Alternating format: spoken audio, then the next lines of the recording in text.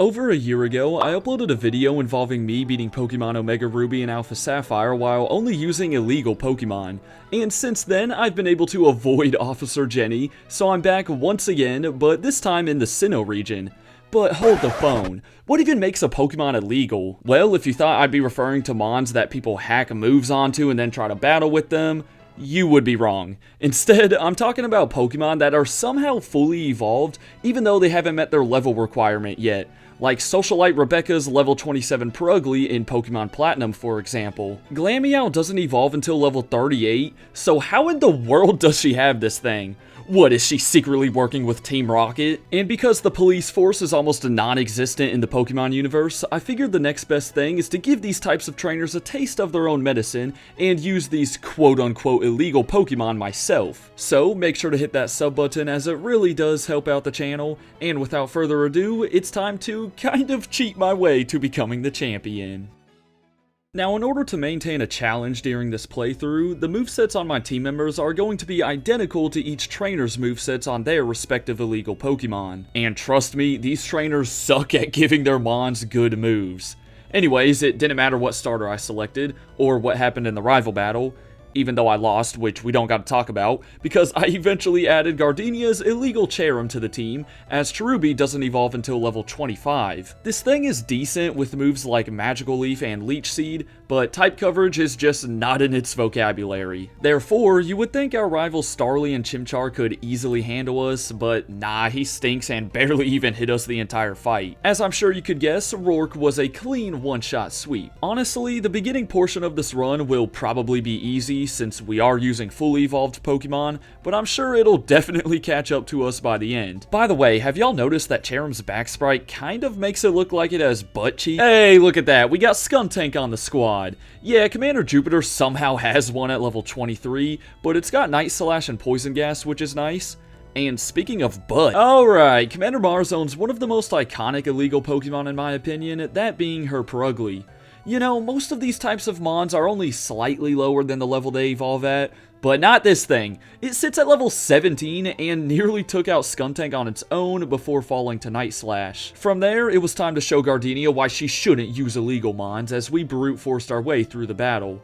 I mean, this is a gym leader. She's got to be breaking some type of law here. Nonetheless, with 2 badges in our pocket, I added a Rapidash to the team, specifically the one owned by Matt on Route 210. It's kind of funny because your rival also has a premature Rapidash later in the game, but in my opinion, this level 24 one has a better moveset. Still doesn't justify the fact that it's 16 levels below its actual evolution benchmark. Anyways, Commander Jupiter did manage to knock out Rapidash, mainly because I was just too lazy to switch out, so the burn finished her off. Skuntank then proceeded to fart all over Fantina's team. Okay, pause on that one. Before our rival challenged us to a fight, only to fail miserably. Yeah, I ain't losing to this loser after he beat my Turtwig at the beginning of the game.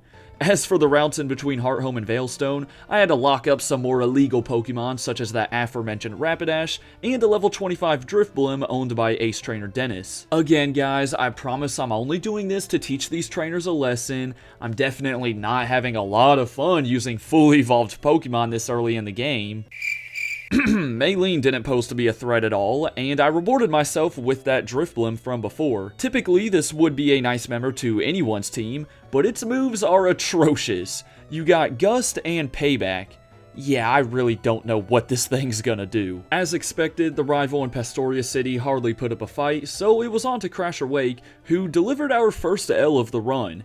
I used Drifblim to eat Intimidate, but even then, Gyarados still took care of it, and Skuntank thanks to a Hyper Potion. Cherrim got sent in for the easy KO, but all Floatzel had to do was Ice Fang and Aqua Jet his way through the rest of my squad. By the way, it probably goes without saying, but I'm not allowing myself to heal in battle either. Fortunately though, no grinding was needed, as some better turns earlier in the battle allowed Cherrim to live with 5 HP and lay Floatzel to waste, as well as one-shot Quagsire. Route 212 was low-key a little sketchy because man, these cops were everywhere. One of them even pulled me over and asked why I had a level 36 Rapidash, but he eventually understood that I'm doing this for the greater good. Up in Celestic Town though, Cyrus gave us some trouble as not even Rapidash's Flame Wheel could one-shot Sneasel. Yeah, these weaker moves are really starting to hurt us at this point. Skuntank barely slipped by Golbat, and the only reason Murkrow died was due to Drifblim's Aftermath ability. But if Cyrus is already giving us trouble, then I don't even want to know how the later fights will go. Hopefully, our newly added Purugly will help out a bit, although its only stab move is Fury Swipes. Thanks a lot, Socialite Rebecca. Well, we're in Canalave City now, and the rival still isn't that much of a problem. It started with Drifblim's Aftermath once again knocking someone out, before Floatzel and Heracross were easily dealt with. Skuntank somehow survived with 2 HP against Infernape to take it out, because for whatever reason, our rival sold and went for Mach Punch at the end. That only left Roserade, who got burnt to a crisp.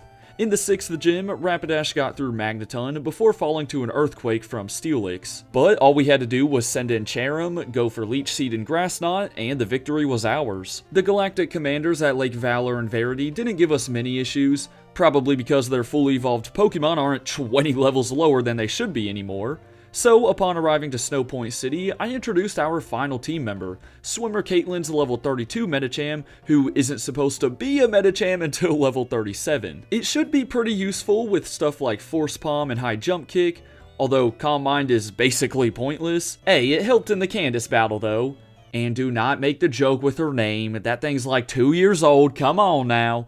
But yeah, we just had perfect counters for her entire team. However, my worrying about Cyrus proved to be warranted. His Sneasel and Crobat didn't stand a chance, but after Rapidash fell to Honchkrow, Medicham missed a high jump kick that would have taken him out, so he swept the remainder of my team with the Drill Peck and Feint Attack. Now sure, high jump kick landed on the second attempt, so we won, but man, the Distortion World Showdown will not be fun. Before that though is the second fight with Saturn, who I don't think I've ever had problems with, and the double battle against Mars and Jupiter.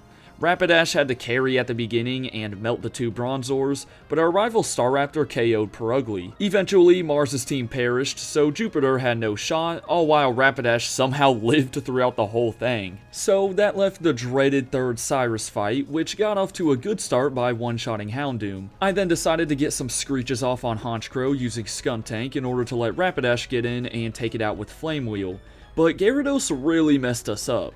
Cherim only managed to set up a Leech Seed, and Drifblim's Gust could hardly do anything. Finally, a high jump kick from Medicham did the trick, but at that point, all Crobat had to do was Air Slash and Cross Poison his way to our defeat. It also doesn't help that I'm down a Pokemon thanks to all the HMs you need to get here, but I don't think our Fury Swiping Purugly would make much of a difference. I kept trying at subsequent levels until 53 when Medicham was strong enough to lay Honchkrow to waste, so Cyrus went to Crobat a little earlier. Right before it was going down though, he switched into Gyarados, only for it to die at the hands of Cherim, or stems of Cherim? Anyways, Skuntank then dealt with Crobat, and Weavile couldn't withstand one palm to the face, so our toughest challenge yet was finally out of the way. Even the satanic Pokemon Giratina tried to punish me for using illegal Pokemon. Well, I guess they're not technically illegal at this stage in the game, but whatever, we breezed right through that battle. Volkner was the last test before Victory Road, but Skuntank handled Jolteon and Raichu, Medicham swiftly took care of Electivire, and Rapidash put Luxray up in flames. I mean, let's be for real, when is this dude ever a challenge? I was honestly expecting more from the final rival battle, but it turned out to be kinda easy. Drifblim crit a Gust to wipe out Staraptor, Floatzel and Heracross didn't live to see a second turn, Roserade got taken away by the wind, while Infernape and Snorlax took a couple kicks to the face from Medicham. Hey, I told y'all I wasn't going to let the rival get away with killing Turtwig at the start. That means that only the Elite Four and Champions stood in the way of us illegally becoming the new Kings of Sinnoh. Things got going with Aaron, who's gotta be the weakest of the members. Sure, his Drapion took down Medicham, but after some charms and screeches from Purugly and Skuntank, Rapidash did the rest. Most of Bertha's squad got mopped up by Cherim, minus that pesky Gliscor. I landed a Screech with Skuntank before having to go into Rapidash, who only got off a single Flame Wheel. I then foolishly went for Charm with Purugly, only to realize that she had the Hyper Cutter ability, but thanks to some fortunate rolls with Fury Swipes, we got the job done. As for Flint, he was surprisingly another first try opponent. Houndoom got O-Code, my Rapidash won the honor battle against his, Infernape got wrecked by Perugli's Charm and Hypnosis combo, and Rapidash further asserted its dominance by dealing with Flareon and Magmortar, with some help from Skuntank. Usually, Lucian's one to give me problems, but despite my bad movesets, our team actually lined up nicely against Psychic types. Drifblim handled the early portions, while Medicham and Skuntank cleaned up the rest. This meant that only Cynthia blocked our path to the Hall of Fame room. Spiritomb got banished by some Screeches and Night Slashes from Skuntank, but then she already sent out Garchomp. I had no super effective attacks for it, so my best bet was to spam Charm. Unfortunately, it still had Flamethrower, which burned Medicham, basically rendering it useless. With 2 Mons down, it was out to Rapidash, who really only got the knockout thanks to some lucky flinches with Stomp. Milotic wasn't an issue for Cherrim, and I even got up a Leech Seed on Togekiss. This allowed Drifblim to stock up some piles and slowly whittle it down with Payback. But then Lucario came in to ruin the fun. After finishing off Drifblim, Rapidash's Flame Wheel did some solid damage, but it didn't matter due to Stone Edge. From there, my only member left was Skuntank, who obviously wasn't going to be able to do anything. It was promising to see us get that close, but considering that I didn't even reach her final Mon, some more levels are needed. Believe it or not, after slowly leveling my team a bit, we never got that close until they were at level 63. By now, the Garchomp situation was a lot better, so Lucario came out earlier, only to get a kick to the face. Togekiss met the same fate, while Cherrim did the usual against Milotic. This only left Roserade, who failed to even live one Flame Wheel from Rapidash. And with that, I have once again illegally become the champion without the terrible Pokemon police force catching me. Again though, I was just doing this to teach all those cheating trainers a lesson. Anyways, as always, I had a bunch of fun making this video, and I hope you guys enjoyed it just as much. If you want to support the channel further, consider becoming a member, as you get access to some cool perks like videos early and receiving a shout out on the outro screen. For now though, have a great rest of your day, and until next time, deuces.